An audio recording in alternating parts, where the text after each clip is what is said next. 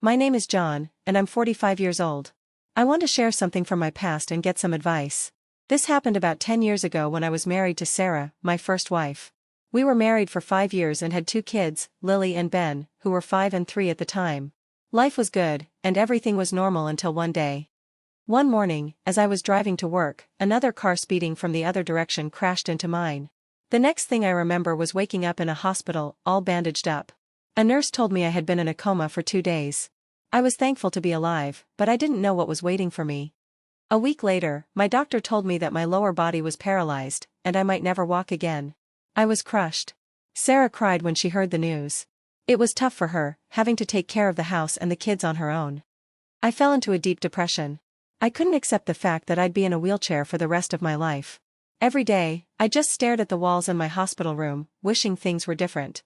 I feared I'd never play with my kids again, never dance with Sarah, or do the things I loved. To make things worse, Sarah started visiting me less. At first, she would bring the kids to see me 3 times a week, and those visits kept me going. But after a while, she came less and less. I begged her to bring the kids more often, but she said they didn't want to see me so much. I felt so alone and hopeless. Then, one day, Sarah handed me divorce papers. She told me she couldn't be with a man in a wheelchair and said, "I'm still young. I deserve someone normal." I had already started noticing how distant she had become, but I didn't expect this to happen so fast. About a month after the accident, some of my friends told me they had seen Sarah with another man, a man in his 50s. They were holding hands at cafes and shopping malls.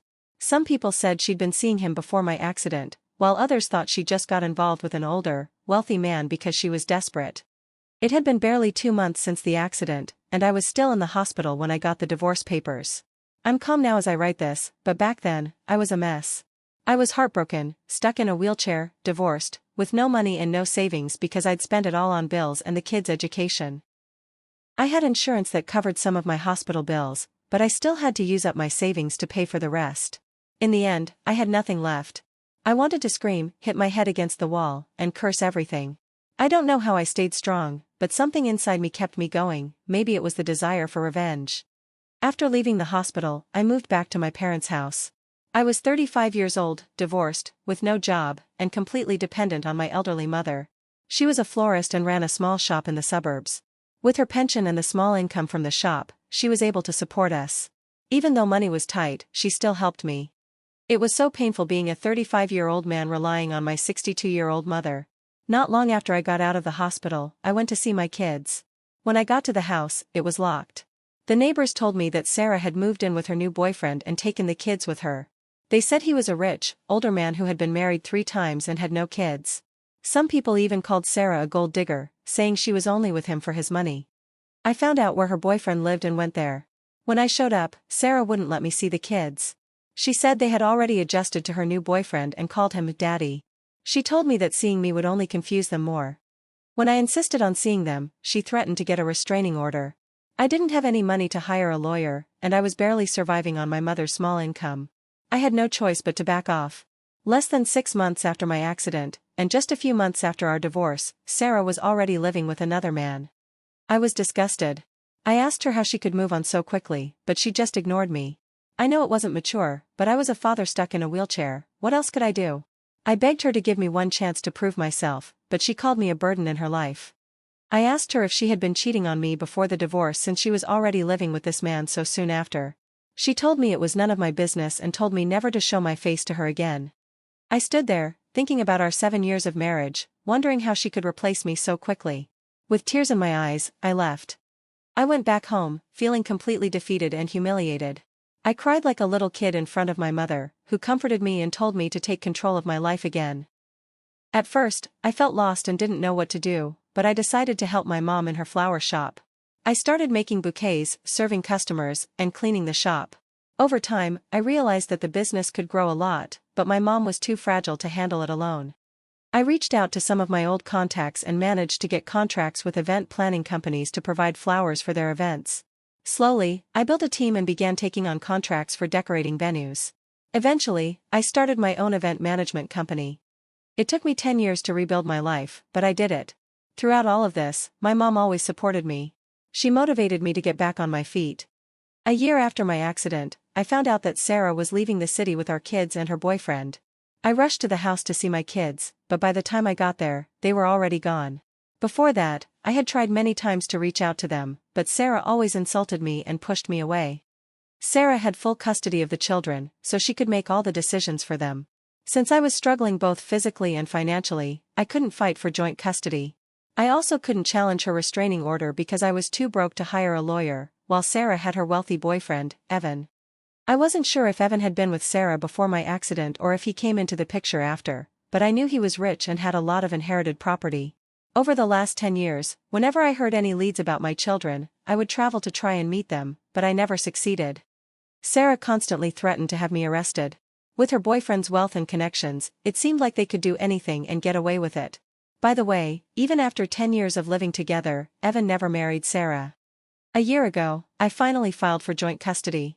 I had been waiting for my event management business to be stable before doing this. I filed for custody and got 15 days with my children, who will be flying to visit me next week, despite Sarah's best efforts to stop it in court. I hired a good lawyer who presented my case well, and I won. Plus, my kids are older now, and they were asked if they wanted to meet me. They said yes. I know I can't make up for the 10 lost years, but I hope I can spend some quality time with them. As the day gets closer, I feel both nervous and excited. They're now 17 and 15, and I know teenagers can be tough. I just hope they're not too mean or resentful. I have no idea what Sarah has been telling them for all these years. Should I tell them the truth about their mother? I'm really not sure. Do any of you have advice on how I should approach them? I'm really nervous, but also very excited. I missed 2 important details in my original post. First, about my current wife, Ashley. Yes, I remarried 5 years ago. Ashley is a beautiful interior designer.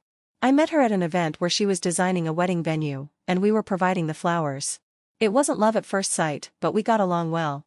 We kept meeting at similar events over the next few months and became friends. Ashley was a single mother with a 3-year-old daughter.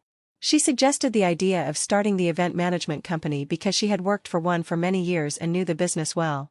I partnered with her to start the company. We dated for a year before getting married.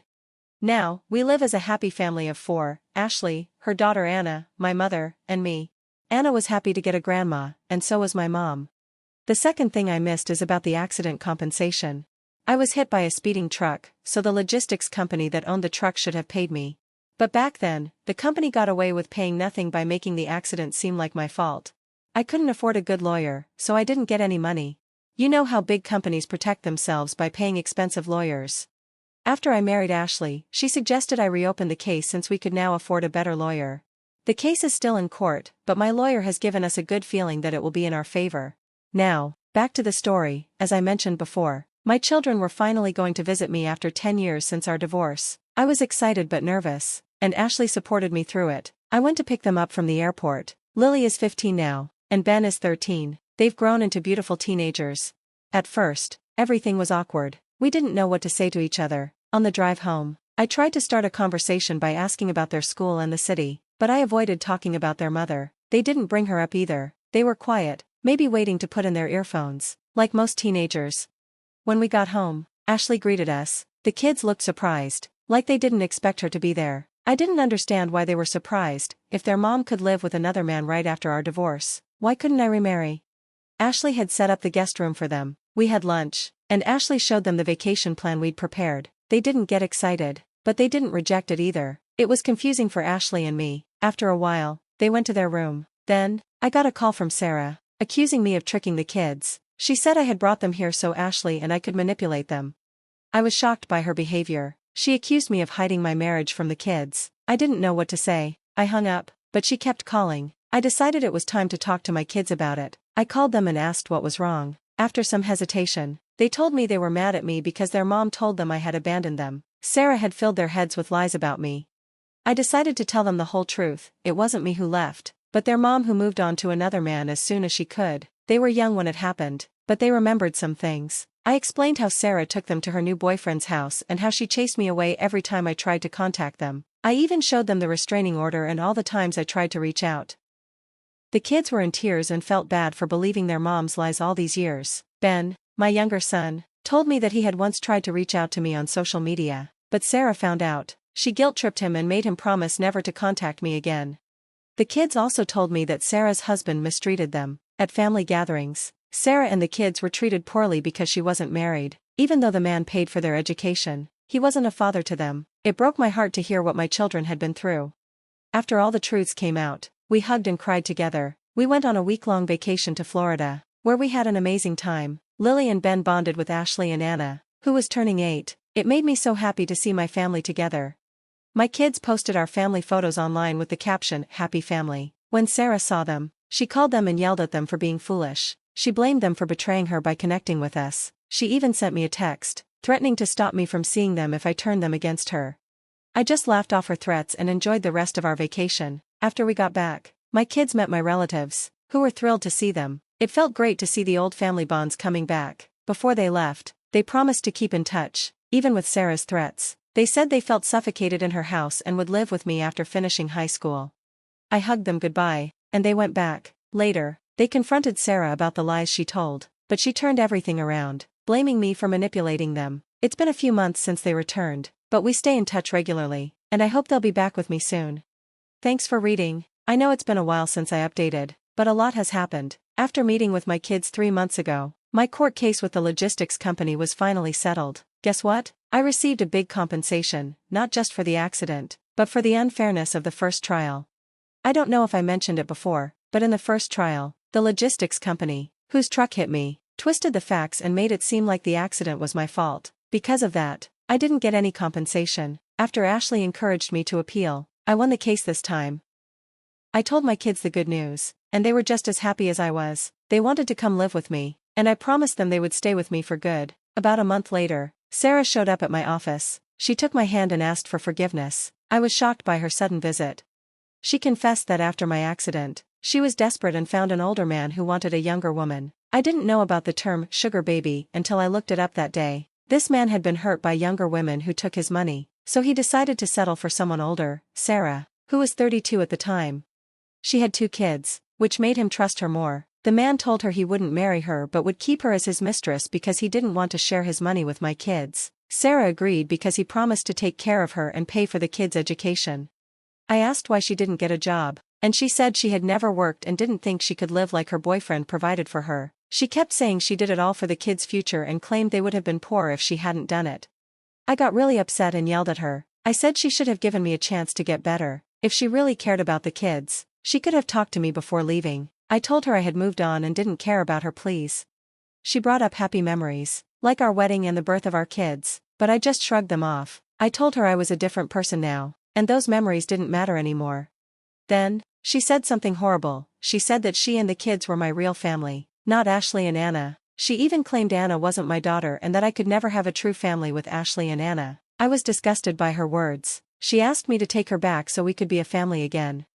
I told her I loved Ashley and Anna, and they were my real family now, not her. She wouldn't leave my office, so I threatened to call the police. She finally left, and I told Ashley and my mom what happened. Ashley was upset, but she handled it well. My mom said she never liked Sarah because she was selfish. She even thought Sarah only came back because of the money I received from the court case. She's a gold digger, my mom said. When my kids heard about their mom's actions, they told her off and said she should stay out of our lives. I'm not sure how, but her boyfriend found out about the situation and told her if she contacted me again, he would kick her out. I was grateful for that. The latest news is that my kids are moving in with me this month. They'll stay with us for a while before going to college nearby. They want to experience college life and stay in a hostel, but we'll still stay in touch while giving each other space to get to know each other better. My kids have completely cut ties with Sarah, and in the end, she's left with nothing but her sugar daddy. Thanks for watching. Please like, comment, and subscribe to my channel.